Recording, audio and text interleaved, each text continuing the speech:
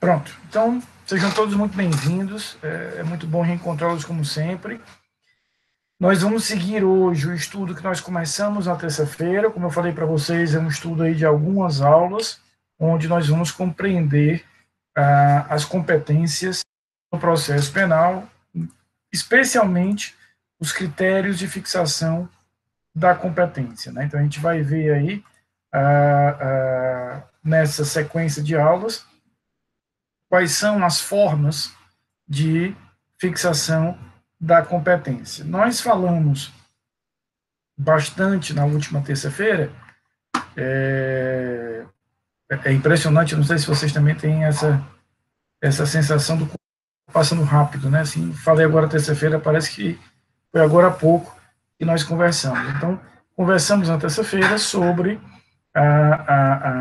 as estruturas de espécies de competência e vimos também como, diante das hipóteses que nós temos no Código de Processo Penal de critérios, como é que a gente vai trabalhar com esses critérios. Eu queria só rememorar aqui, vou compartilhar aqui a tela com vocês, do que nós conversamos na terça-feira. Então, queria lembrar um ponto central, que é o Código de Processo Penal nos oferece, 69, diversos critérios, diversas formas de fixação da competência.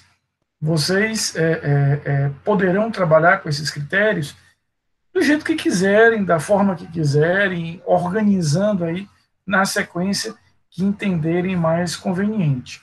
O que eu vou fazer é sugerir uma sequência, sugerir uma ordem, que não necessariamente vocês precisam seguir, não precisa seguir exclusivamente essa sequência, vocês têm aí a liberdade, mas é interessante que a gente tenha pelo menos uma opção de saber como vai trabalhar com esses critérios, porque senão eu abro ali o artigo 69, vejo 7 critérios e eu não sei por onde começar.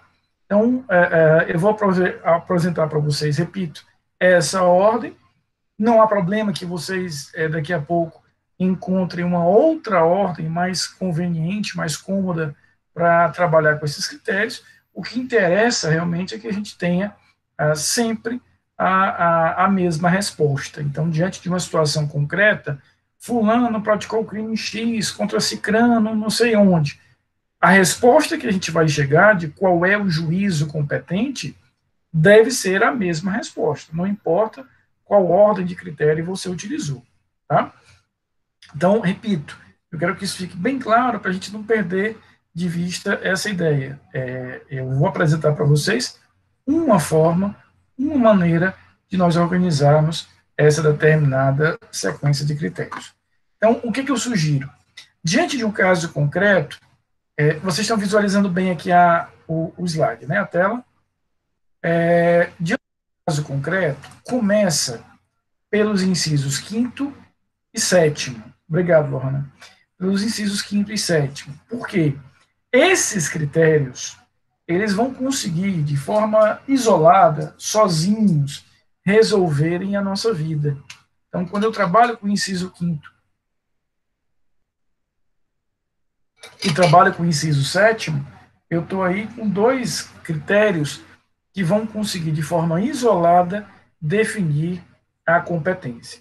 Então, quando a gente fala de prerrogativa, de função, eu estou dizendo que aquele indivíduo, aquela pessoa, por ocupar uma função diferenciada do Estado, ele vai ser julgado num juízo diferenciado. Ponto. Então, ele já define ali qual é o juízo.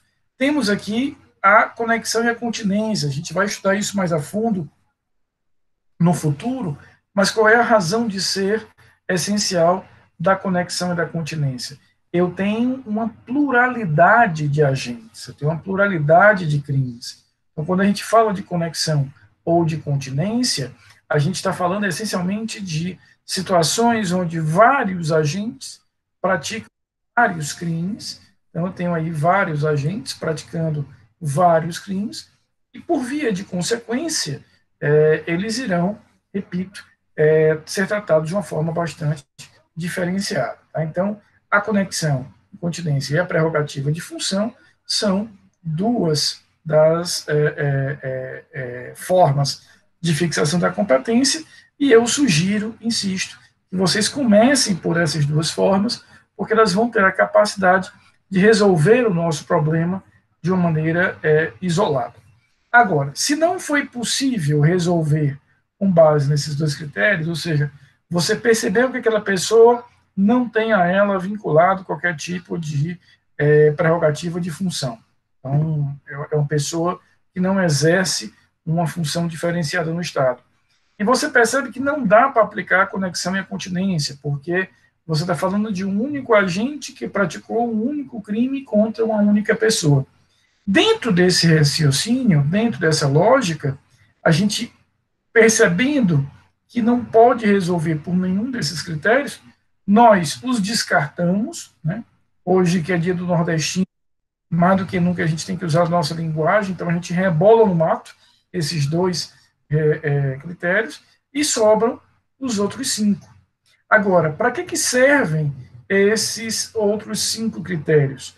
Para que eles possam, na sua interação, resolver a questão fundamental, que é saber quem será competente para processar aquele fato. Então, como é que a gente vai trabalhar com isso? Primeiro, você tenta resolver qual é a cidade, você tenta resolver qual é o local, qual é a cidade. E para isso você vai ter o critério do lugar da infração ou o critério do domicílio da residência do réu. Depois você vai resolver qual é a justiça, ou seja, depois que você fixou em que cidade você vai processar aquele evento, você vai para a justiça.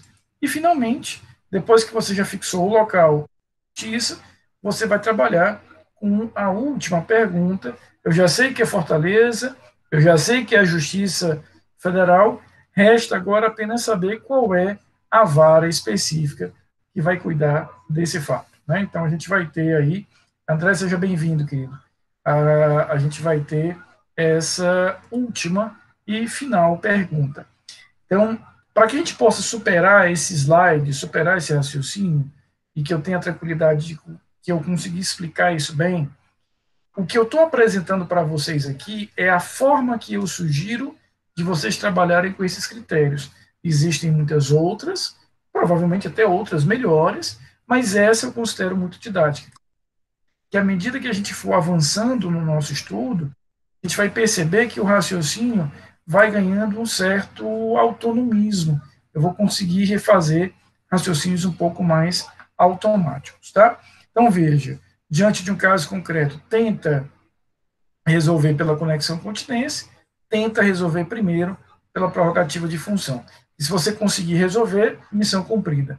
Não conseguiu, você descarta esses 2 critérios e trabalhará com os 5 que sobraram. Mas como é que você trabalha com os 5 que sobraram? Primeiro você vai definir qual o local onde aquele fato será processado. Local aqui no sentido mais de cidade mesmo. Depois, naquele local, qual é a justiça, e qual é o juízo, especificamente, juízo no sentido de unidade judicial, em seu caráter mais estrito.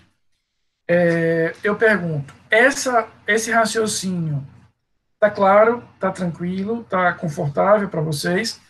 O que a gente vai fazer a partir de agora? Né? E nós vamos fazer isso hoje e vamos fazer isso nas 2 próximas aulas. Nós vamos trabalhar com cada um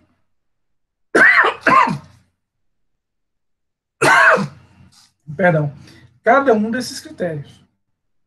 A gente vai trabalhar com cada um deles. Hoje, nós vamos responder essa primeira pergunta.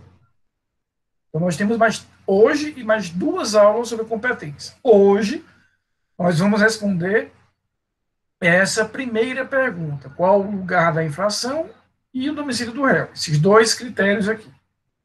Quinta-feira da semana que vem, lembrando que na próxima terça-feira é feriado, né? Uma antecipação do dia do professor. Na quinta-feira da semana que vem, nós vamos responder essas 2 outras perguntas: qual a justiça e qual o juízo, tá? E daqui a 2 semanas a gente vai trabalhar com os critérios da conexão, incontinência ou prerrogativa de função. Então, hoje, nós iremos responder essa primeira pergunta. Quinta-feira da semana próxima, nós vamos responder essas duas. E na aula seguinte, a gente vai entender a conexão e a continência, a prerrogativa de função. Tá? Exato, Antônio. A gente vai começar exatamente pelo artigo 70. A gente começa exatamente pelo artigo 70. Então, veja, nosso objetivo de hoje, a gente já entendeu o raciocínio geral, o objetivo de hoje é a gente conseguir resolver essa primeira pergunta: qual é o local, qual é a cidade onde nós iremos processar aquele determinado. Tá? E aí nós vamos começar pelo artigo 70. A competência será de regra determinada pelo lugar em que se consumar a infração, ou, no caso de tentativa, pelo lugar em que for praticado o último ato de execução. Então, a primeira regrinha é: o local onde o crime se consumar, é ali que eu vou fincar uma bandeira para processar o fato. Então, a primeira regra é: onde o crime se consumou, é como se você cravasse ali uma bandeira e ali vai efetivamente ser o local de competência para processar aquele fato. Nós ainda não sabemos um bocado de coisa. A gente não sabe ainda que justiça vai processar, dentro daquela justiça, qual é a unidade judicial. Mas a gente já sabe a primeira coisa: qual é a cidade, qual é o local geográfico que nós vamos fazer isso. Então, por exemplo, imagina que o A mata o B em Fortaleza. Então, aqui a gente já vai fixar a competência. O cara rouba um carro lá em Juazeiro. Não interessa o que ele faz depois com o carro. Ele consumou o crime em Juazeiro do Norte. Ali eu vou estar fixando a competência. E aqui a gente entende com uma certa facilidade o porquê disso, porque o legislador tinha algo em mente quando fez isso. O que o legislador tinha em mente? Ele disse: olha, eu vou fixar a competência no local mais perto, mais próximo, onde aquele evento aconteceu. A ideia do legislador aqui é o seguinte: se eu fixo a competência no local onde o crime se consumou, será mais fácil eu encontrar testemunhas sobre o fato, será mais fácil fazer ali a perícia de local de crime e outras perícias que, de alguma forma, eu entenda necessárias. Então, veja, na hora que ele aproxima o local de jurisdição do local de consumação, o grande objetivo do legislador penal aqui é fazer com que essa determinada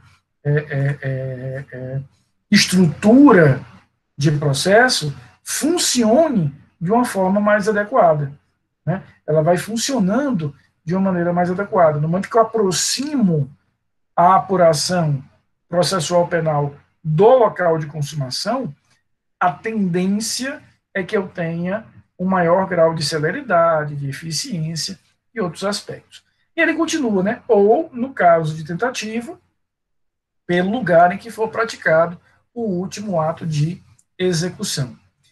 Então, quando o crime não se consuma, ou seja, ele não se consuma por um fator alheio à vontade do agente, nós temos aqui o conceito de tentativa, e nesse caso, o que vai acontecer? Já que não se consuma por um fator alheio à vontade do agente, eu vou sempre fazer é como se eu voltasse no tempo e observasse onde foi realizado o último ato de execução.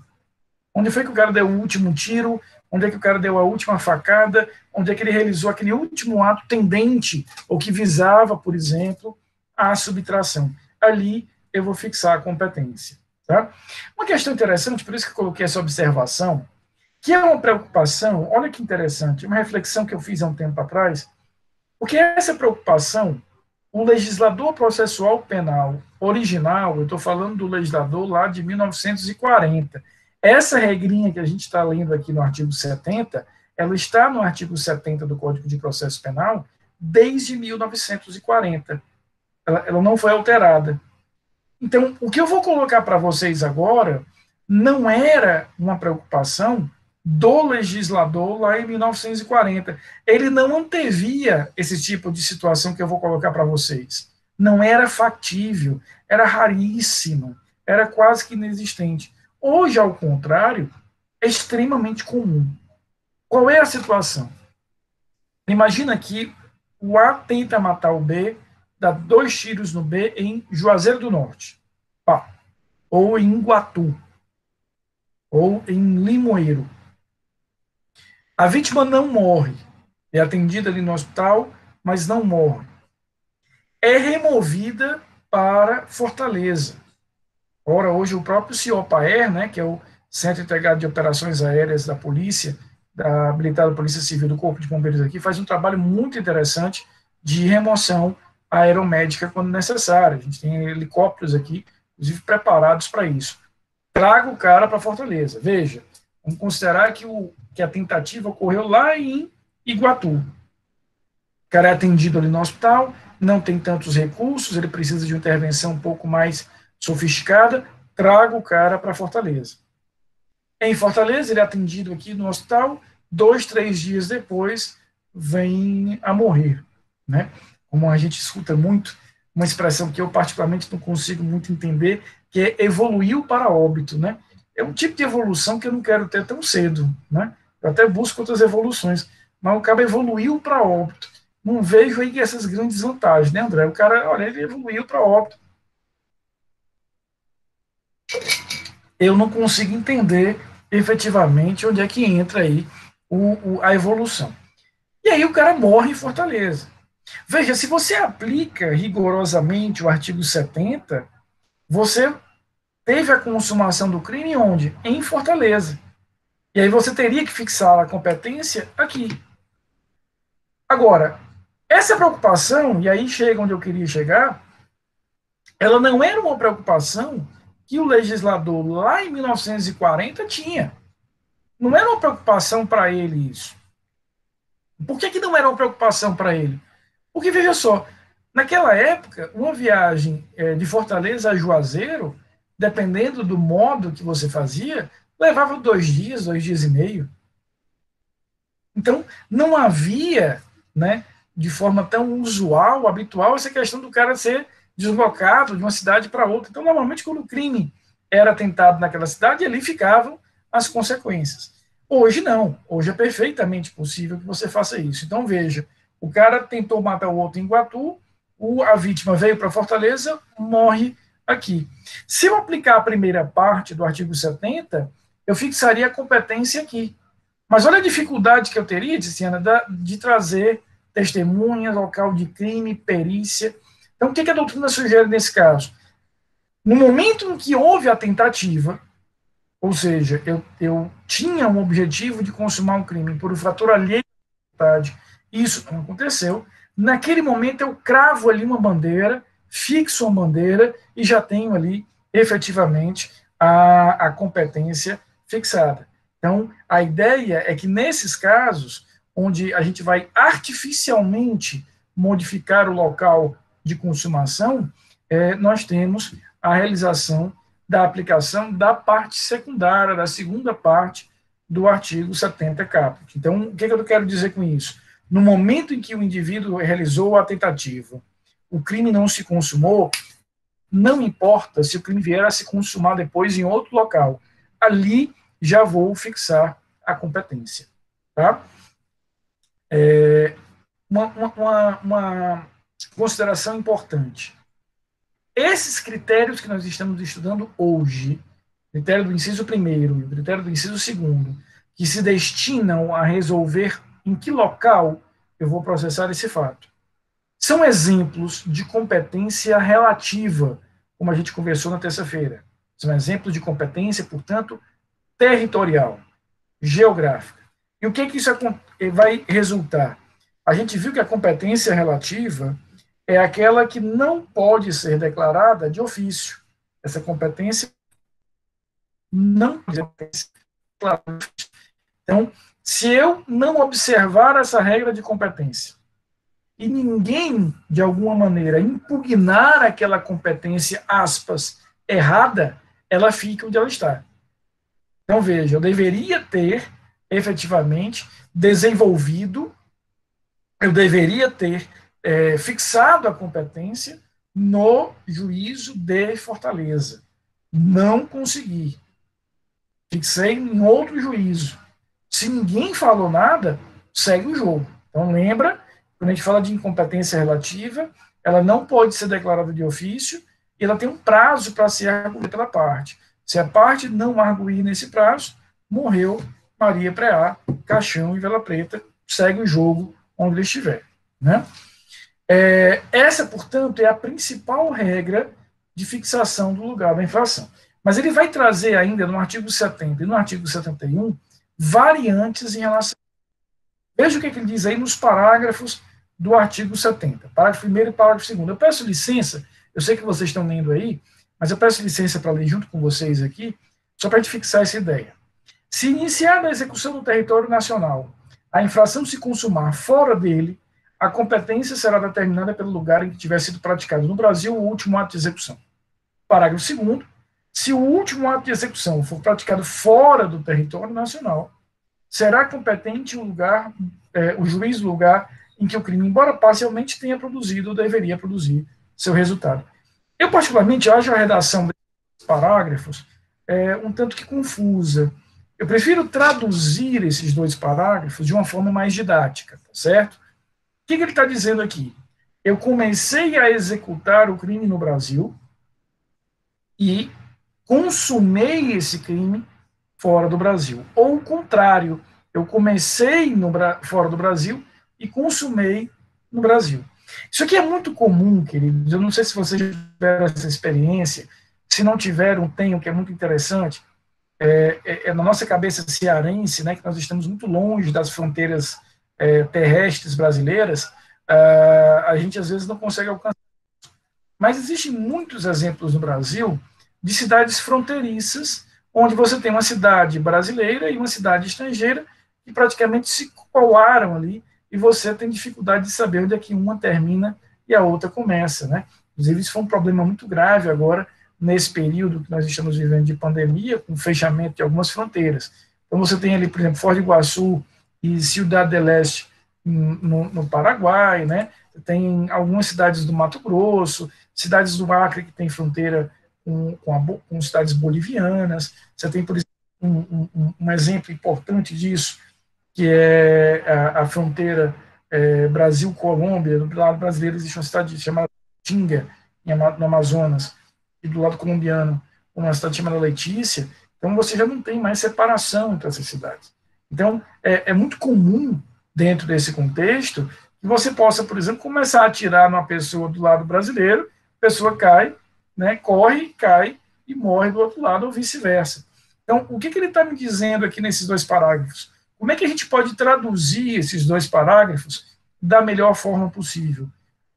Será competente o local for o último, percebam só, o último ponto de contato com o território nacional ou o primeiro ponto de contato com o território nacional? Se você tiver isso em mente, você vai bem aplicar essas regras. Ou seja, qual foi o último ponto de contato? Quando eu digo ponto de contato, é ponto de contato físico. O último local onde eu pisei no território nacional, pisei em território brasileiro. Ou qual foi o primeiro que eu pisei vindo de lá, né? Rafael, dá para aplicar essa regra no Ceará? A gente está muito longe das fronteiras geográficas, né? A gente está, dependendo da fronteira que a gente esteja considerando, nós estamos a 4.000, 4.500, 5.000 quilômetros de distância. Estamos, afinal de contas, no quinto maior país do mundo. Mas a gente pode perfeitamente aplicar essa regrinha no caso do Ceará. Imagina comigo, por exemplo, eu não sei se vocês sabem disso, isso é curiosidade mesmo, motinha também é cultura geral, né?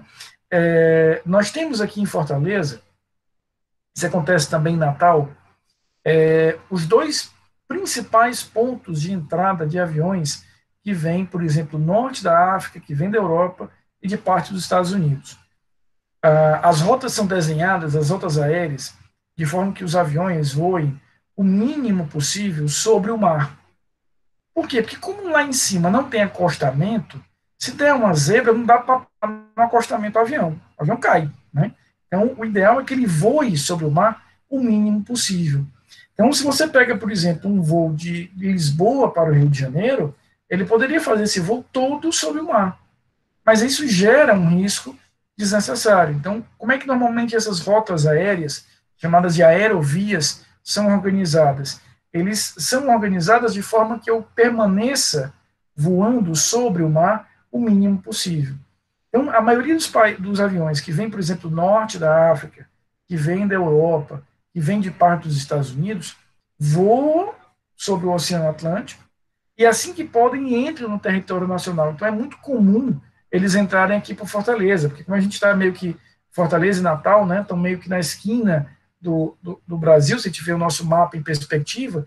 Então é por isso, eu tenho certeza que todos vocês já viram, às vezes a gente está olhando para o céu, vê um avião altíssimo, né, um avião voando em altitudes muito altas, provavelmente é um avião que está entrando no território nacional, está saindo do território nacional por Fortaleza. Então ele vem, por exemplo, de Lisboa, entra no que eles chamam de vertical Fortaleza, que é exatamente onde está aqui, e daqui descem pelo território para o Rio de Janeiro, porque havendo ali uma eventualidade, um problema técnico qualquer, uma emergência, eles encontrarão um aeroporto para descer. O que isso tem a ver com a nossa aula de hoje? Imaginemos que um avião esteja voando de Lisboa para o Rio de Janeiro. Não tem nenhuma escala, nenhum pouso planejado para fazer em Fortaleza. E, efetivamente, ele acaba tendo um crime a bordo, uma lesão corporal, um homicídio, algo do gênero, e o piloto resolve fazer um pouso de emergência em Fortaleza, solicita um pouso de emergência e pousa efetivamente aqui. Quando ele fizer o pouso aqui, ele está fixando o quê? O efetivo ponto de contato com o território nacional. Tá? Fixando esse ponto de contato. Então, aqui ele vai fixar essa competência. Veja, é algo muito comum, sobretudo como o Antônio fala, a questão de tráfico, né, que é comum que eu tenha aí um tráfico internacional, mas a gente pode ter essa regra aplicada também, no caso, em Fortaleza. No artigo 70, vamos para a regrinha do parágrafo 3º. Olha o que diz aqui o parágrafo 3º. Quando incerto o limite territorial entre duas ou mais jurisdições, ou quando incerta a jurisdição por ter sido a infração consumada ou tentada nas divisas de duas ou mais jurisdições, a competência firmar-se-á pela prevenção. Aqui eu vou apresentar para vocês uma ideia, um raciocínio, que é um raciocínio dos mais importantes no trato dessa matéria de competência. Vocês devem se lembrar que nós conversamos na terça-feira, eu falei com vocês na terça-feira, de que eu tenho sempre que encontrar uma solução. Eu sempre vou ter que encontrar uma solução. Eu não me permito, no trato da competência, dizer, olha, não tenho um juízo competente. Eu tenho que encontrar algum juízo competente. Eu tenho que encontrar alguém para processar esse fato. E aí eu vou apresentar a vocês uma regrinha agora que é muito útil. Ela funciona como uma carta que eu tenho na manga, aquela regrinha coringa, que sempre que você se deparar, preste sua atenção nisso, sempre que você se deparar com uma situação limítrofe, onde é como se eu estivesse numa encruzilhada, eu tanto posso ir por ali quanto por aqui. Você usou todos os critérios que você poderia. E aí você chegou numa situação em que é como se você tivesse um empate. Tanto pode ser a comarca A como a comarca B. Eu não consigo avançar mais. Nestas situações, quando você chega em situações em que há uma dúvida, há um empate, há uma encruzilhada. Imagina, quando eu falo de encruzilhada, eu quero que vocês se imaginem caminhando numa estrada e chega em determinado ponto, aquela estrada se bifurca e você pode ir para um lado ou para o outro. É dentro desse raciocínio que eu apresento para vocês o critério da prevenção. A prevenção é o critério que eu preciso ter sempre ali na minha cabeça, que será utilizado quando eu tentei todos os outros e eu não consegui ainda fixar com precisão a competência. O que é a prevenção? Será competente o juízo que for o primeiro a tomar conhecimento formal desse determinado fato.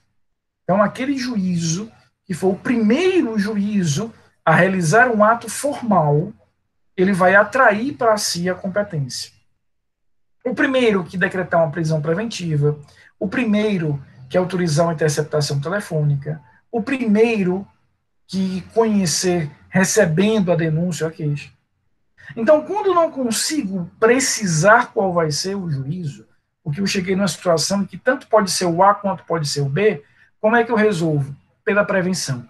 O primeiro que tomar conhecimento daquele fato vai ser competente. Nem que eu, André, cause essa prevenção. Então, veja, eu vejo que tanto o A quanto o B podem ser competentes. Eu ofereço a minha ação no A, na hora que o A der um despacho, receba a denúncia, o que ele está fazendo? Atraindo para si a competência. Então, a prevenção é esse critério importantíssimo que vai sempre ficar ali como um critério coringa. Como eu não consigo resolver por outro, opa, saca a prevenção e resolve para a prevenção. Primeiro que tomar conhecimento, claro, eu estou falando aqui de um conhecimento formal, a realização de um ato formal que leve a essa determinada competência. Isso é competência por prevenção. Então, é muito importante esse critério, porque ele vai sempre ficar ali como um critério latente, como um plano B ali para que eu possa utilizar quando eu não tiver outra situação. E é muito interessante esse raciocínio da prevenção como uma alternativa sempre quando eu encontro uma espécie de empate, porque o próprio Código de Processo Penal, muitas vezes, vai nos remeter à prevenção nessas situações. O próprio Código, de forma expressa, vai nos remeter a essas situações. Olha o que acontece aqui no parágrafo 3º. Eu vou ler de novo o parágrafo 3º e vou trazer para vocês aqui um gráficozinho, um esquema bem simplesinho que eu montei para a gente entender direito isso. Quando incerto o limite territorial entre duas ou mais jurisdições, ou quando incerta a jurisdição por ter sido a infração consumada ou tentada nas divisas de duas ou mais jurisdições. A competência firmar-se-á pela prevenção. Aqui, preste a sua atenção. Não há dúvidas onde aquele crime se consumou. Aquele crime se consumou aqui, exatamente onde eu estou. Qual é a dúvida que existe? Esse local que eu estou, ele pertence à jurisdição A ou à jurisdição B? É essa dúvida que existe. Eu acredito que não só eu tenho a oportunidade de conhecer essas pessoas, eu acredito que vocês também têm essa possibilidade. Mas tem pessoas que são tão chatas que eu acredito que elas são chatas a vida toda e mesmo depois de morrer, né? Tem uma galera que é chata demais, né? Aquele pessoal que vê uma placa entre sem bater, bate e não entra, sabe? De tão chato que é esse povo. Então imagina que um cara desse chato vai morrer e ele resolve morrer exatamente na fronteira entre Fortaleza e Eusébio. Um braço de cada lado, uma perna de cada lado. Claro que na prática a galera ia empurrar de um lado para o outro, né? Mas vamos imaginar aqui dentro dessa situação. Veja, eu não tenho dúvidas onde aquele crime se consumou.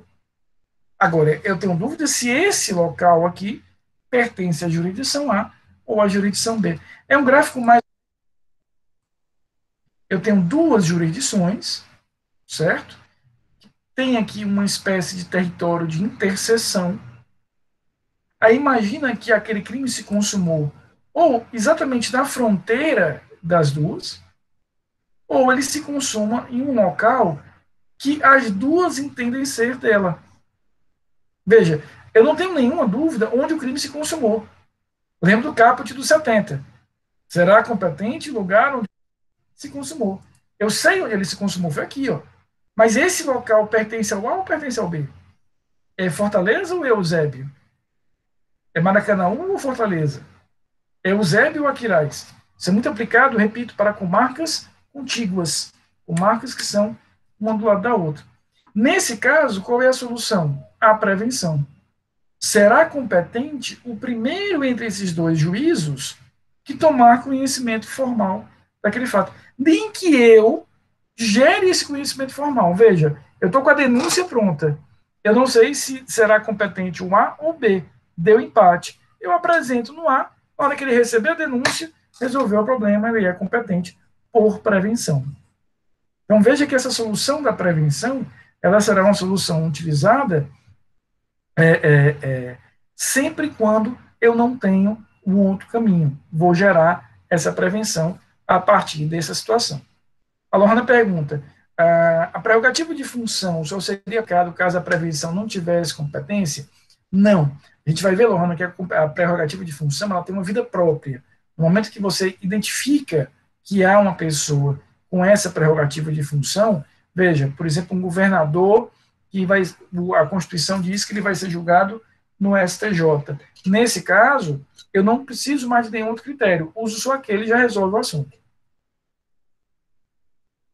Então, veja, aqui a gente sabe onde aquele fato aconteceu, eu só não sei aonde é ou a quem pertence esse local. O mesmo raciocínio, a gente vejam só, no artigo 71. O que nos diz o artigo 71?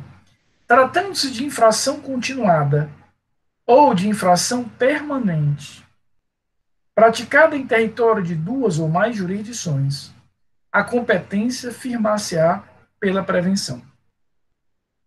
Antes da gente observar o 71, eu queria, não nos custa, lembrar um pouquinho o que é que ele chama de infração continuada, crime continuado, e o que é infração permanente. Né? Eu sei que vocês viram isso lá em Penal 1, eu sei que está todo mundo sabendo, mas não custa a gente fazer uma revisão.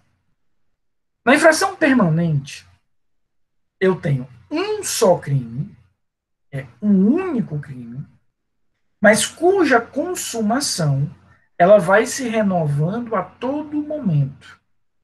Eu tenho um único crime, mas aquela consumação ela vai se renovando a todo momento. Então, o que a gente vai ter em relação à ideia do crime permanente? Imagina, por exemplo, o sequestro, ou a extorsão mediante sequestro, ou algumas modalidades do tráfico ilícito de entorpecentes, a desobediência. Então, o sequestro, eu sequestrei uma pessoa. Enquanto eu mantiver essa pessoa sequestrada, é um crime único, veja, só um crime de sequestro, mas enquanto ela estiver sequestrada, aquele crime está se consumando e se reconsumando. Então, no crime permanente, eu tenho uma só conduta, mas cuja consumação vai se renovando a todo momento. O contrário do crime permanente é o crime instantâneo, né? Aquele crime cuja consumação se dá num único momento. Lesão corporal, a lesão aconteceu. O homicídio, a morte aconteceu. Não fica, a pessoa não tem aquela morte de telemarketing, não, estou morrendo. Não, eu morro. Né? Acabou, ponto. Tá? O que é o crime continuado? O crime continuado é diferente, porque no crime permanente, repito, eu tenho uma só infração, um só crime. No crime continuado, eu tenho vários crimes, são vários crimes, que por uma ficção legal, eu vou considerar que é um crime único. A descrição do crime continuado, ela está no artigo 71 do Código Penal. Aqui a gente tem o artigo 71 do Código de Processo Penal, e a definição de crime continuado está no artigo 71 do Código Penal. Tá? O que nós temos aqui, queridos? A ideia é a seguinte. Eu tenho crimes, repito, são vários crimes, diz lá o artigo 71 do Código Penal, que pelo lugar da execução, pela forma de praticar, eu vou deduzir que um é a continuação do outro. É como se o crime que eu estou praticando agora fosse a continuação do anterior e a preparação do próximo. Eu costumo explicar, quando eu dou aula de Direito Penal 1, que o crime continuado é aquela situação onde eu tenho um certo ritmo. Eu sempre pratico aquele crime do mesmo jeito, da mesma forma. O que eu vou fazer? Por ficção, eu vou compactar como se fosse um crime só. Imagine, por exemplo, o tesoureiro de uma empresa que toda sexta-feira retira R$1.000 do caixa da empresa. Ele toda sexta-feira faz isso, simulando ali uma despesa que não existiu, e se apropria daqueles 1.000. É como se ele quisesse, na verdade, se apropriar de 50 mil. Mas eu vou compactar isso num só crime. Isso vem a origem do crime continuado, é do direito francês. No direito francês havia uma regra, no período napoleônico, depois que você era condenado pelo terceiro crime, você recebia a pena de morte. E aí começou a perceber que, às vezes, esses crimes eram crimes menos graves. Mas como a regra era uma regra fixa, terceira condenação, morte, Mesmo nos crimes menos graves, eu tinha que aplicar isso. O que foi que se fez no direito francês? Criou-se a ideia de dizer, olha, peraí, se eu perceber que há uma certa continuidade, uma certa frequência na prática desse determinado fato, vamos compactar isso e ter um crime único. Então, a ideia, tanto no crime continuado como no crime permanente, é uma só conduta. A diferença é que no crime permanente é porque, de fato, foi só um crime, e no crime continuado é porque eu compactei. É quase aquele arquivo .zip, sabe que você pega vários arquivos e zipa, fica com um arquivo só? É isso que ele faz. Ele pega vários crimes, compacta e fica com um crime só. O que ele está me dizendo no 71? Se esse crime permanente, ou se esse crime continuado, for praticado em várias jurisdições, eu vou aplicar a mesma regra da prevenção. Então, imagina, por exemplo, que eu sequestrei alguém em Fortaleza. Aquele cara ficou no cativeiro aqui 2 dias em Fortaleza. Aí, depois eu levei para Aracati, ele passou 3 dias em Aracati. Depois eu levei para Mossoró, depois levei para Natal. Qualquer desses locais aqui, né, que tiveram um desdobramento da prática criminosa, pode, por prevenção, ser competente para processar aquele fato. Então, se esse crime continuado, se esse crime permanente perpassou várias jurisdições, qualquer delas pode ser competente. Aqui, primeiro, tomar conhecimento do fato será competente, tá? A Lohana pergunta aqui o seguinte, professor, fiquei com outra dúvida. No artigo 72, diz que, não sendo conhecido o local da infração, a competência seria fixada com base no domicílio do réu. Mas poderia aplicar a prevenção nesse caso, diretamente, sem passar pelo domicílio do réu? Não, Lohana.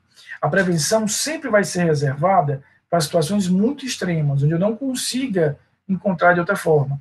E aí foi muito legal a tua pergunta, a gente já vai avançar agora para o inciso segundo, para que a gente perceba que o inciso segundo tem uma utilização essencialmente subsidiária. Eu primeiro tento matar a questão com o lugar da infração. Não sendo possível, eu avanço para o domicílio do réu. Então, a princípio, eu não posso saltar e ir logo para a prevenção. Eu até vou poder, Lohana, a gente vai ver agorinha, em determinadas situações em que eu perceba, por exemplo, que o réu tem mais de um domicílio, ou que ele não tem nenhum domicílio, aí você pode utilizar a prevenção. Então, a prevenção até pode vir a ser utilizada, mas só depois que você queimou o cartucho do lugar da infração. Então, em regra, aprendam, eu tento responder a primeira pergunta, qual é a cidade, com o lugar da infração. Todas essas regras aqui do artigo 70 e 71. Não sendo possível, é que você vai avançar para o lugar de domicílio do réu, ou seja, você não conseguiu fixar o lugar de infração. Aí você caminha para o inciso segundo. Pode acontecer, daqui a pouco, a gente vai ver isso agora, Orna, que eu ainda assim não consiga fixar a competência pelo inciso segundo. Aí eu vou lançar a mão da prevenção. Prevenção vai ser aquele coringa que eu vou utilizar ali. Leiciane, pode ser, eu vou colocar aqui no condicional. Professor, o caso do tio que estuprava a sobrinha é um caso de crime continuado? Pode ser, e é relativamente comum que a gente entenda como crime continuado. No momento que havia ali uma forma, um ritmo, ele praticava da mesma forma, do mesmo jeito, e etc. Agora, se você percebe, Leiciane, que, pois é, se você percebe que há uma desconexão muito grande de momentos, ele praticou uma vez, daqui a 6 meses encontrou de novo, praticou, daqui a 6 meses encontrou, aí você deixa de observar efetivamente o crime continuado. Ele precisa ter um ritmo. Agora, se eu perceber que realmente durante muito tempo ele manteve aquela forma de praticar, eu posso sim ter o crime continuado. É por isso que eu vou colocar no condicional, o que vai depender muito da casuística, muito do caso concreto, a gente avaliar se havia essa certa frequência, esse certo ritmo. Eu não gosto de visualizar uma espécie de cadência para caracterizar o crime aí o crime continuado, tá? Lohana, então, voltando aqui à tua pergunta, que é muito importante, vamos aqui para o inciso segundo. Primeiro, ele é um critério subsidiário. Ele é um critério subsidiário. Então, no inciso segundo, eu só vou usar o inciso segundo se e somente se eu não conseguir resolver o lugar da infração. Não consegui definir onde o crime se consumou.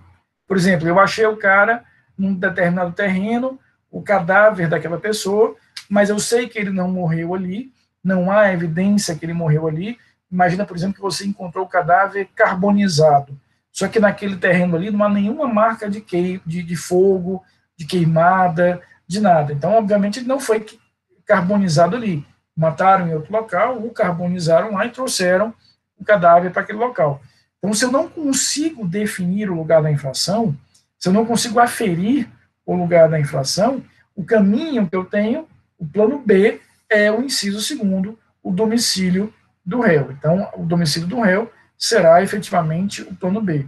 Agora, pode acontecer, Lohana, aí eu chego na tua pergunta, que eu perceba que ele tem uma pluralidade de domicílios.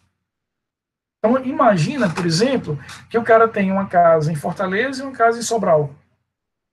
Ele tem uma empresa em Fortaleza, passa parte da semana aqui, e tem a família residindo em Sobral, passa parte da semana lá.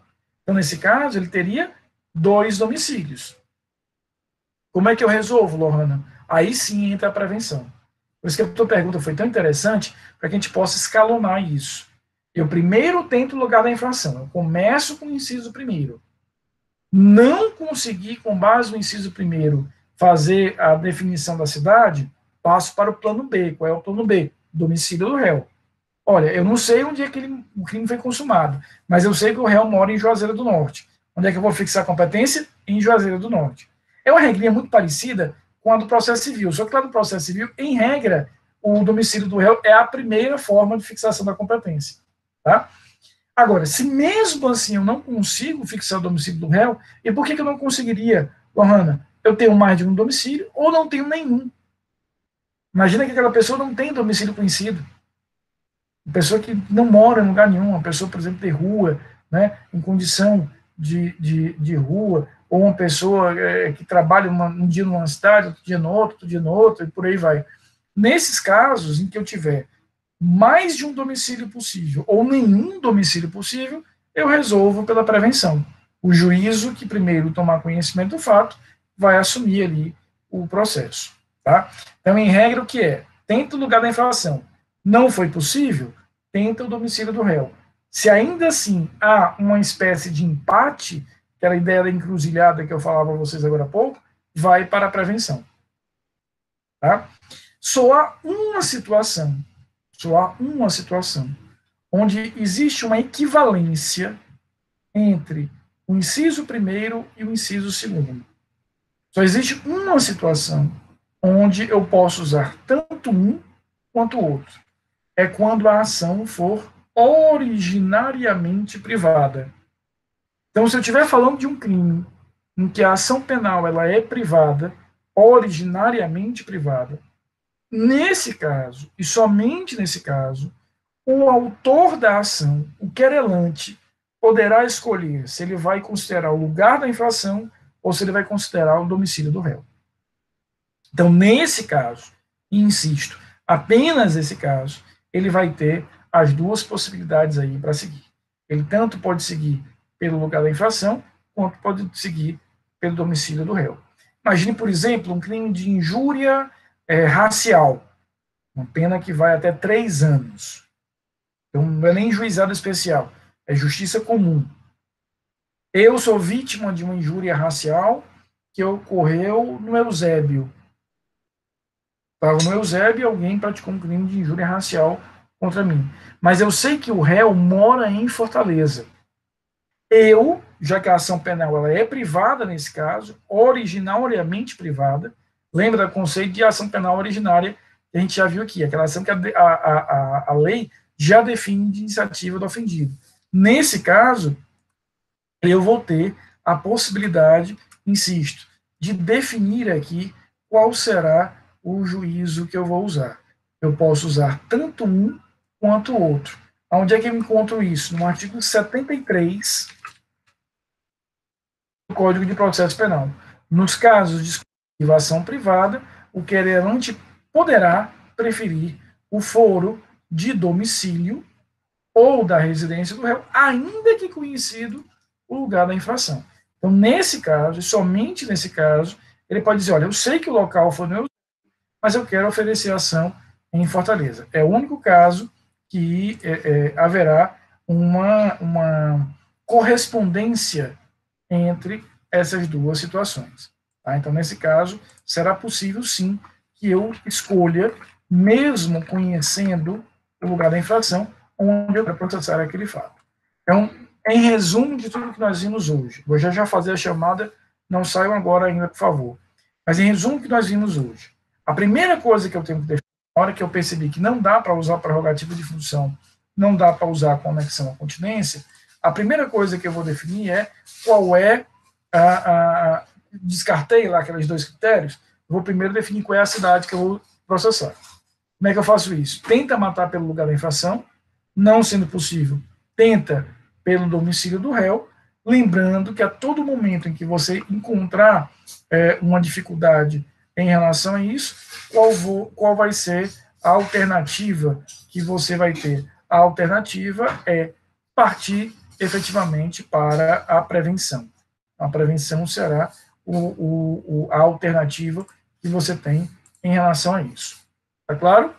Professor. A gente vai fazer, só um minutinho, o que a gente vai fazer na próxima semana, tá? A gente vai ver a segunda pergunta, então a gente já sabe qual é a cidade. A gente vai responder a segunda pergunta, qual é a justiça, usando o critério do inciso terceiro. E nessa mesma aula a gente vai ver a distribuição e a prevenção. Então, na próxima quinta-feira, a gente vai falar de natureza da infração, a gente vai falar de distribuição e prevenção. E na terça-feira da outra semana, a gente vai falar sobre os dois últimos, conexão e continência e prerrogativa de função. Pergunte, João, por favor. Vamos supor que eu erre. Eu podendo botar o local da infração, eu coloco logo como prevenção. Não quero me preocupar, sou advogado preguiçoso, vou botar logo isso. O que é que o juiz pode fazer? Veja, João, se a gente estiver falando de uma ação penal privada originária, tanto faz. Agora, se a gente estiver falando de uma ação penal pública, o juiz pode não receber e encaminhar isso para o juízo que seja competente. Ele não pode, depois que receber, se considerar incompetente, mas ele pode nem receber. Tá? Agora, se ele recebe e ninguém fala nada, segue o jogo, haverá o que a gente viu que é a prorrogação da competência. Perfeito. Tá bom? Só um minutinho, eu vou fazer a chamada agora, só um minuto, por favor.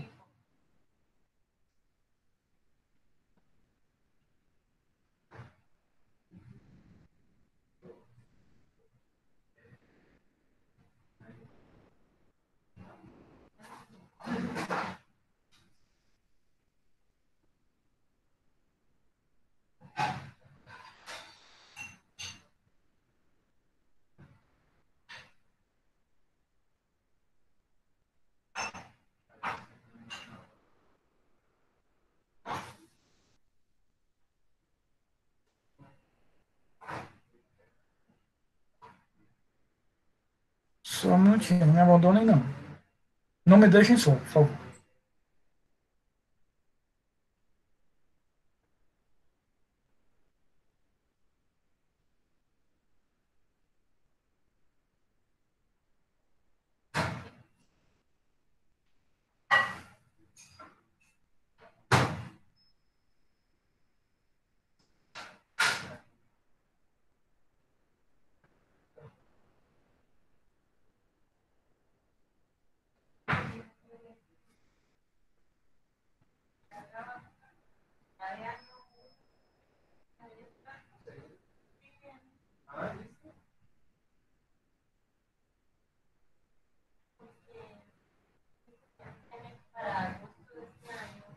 Só um minutinho, pessoal.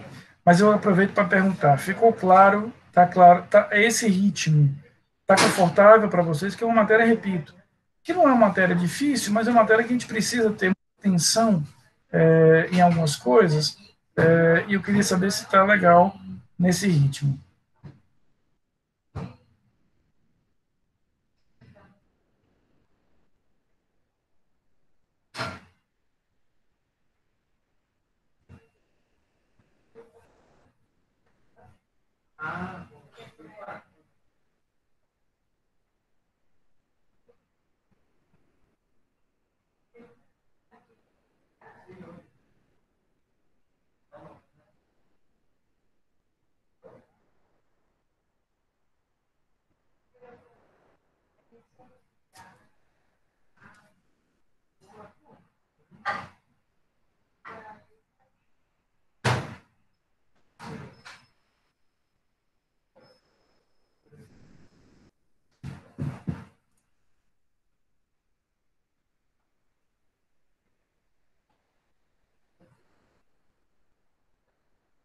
Show.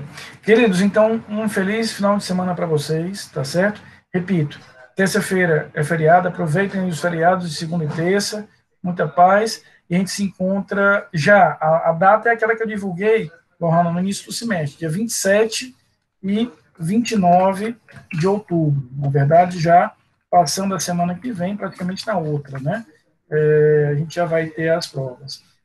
E a matéria, basicamente, é ação civil, ex-delito e competência. O forte da segunda prova será a matéria de competência, tá?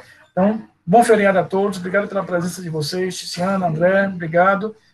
Semana que vem a gente continua, portanto, com competência, vamos ter mais 2 aulas sobre competência para encerrar essa matéria, tá bom? Um beijo a todos, até semana que vem.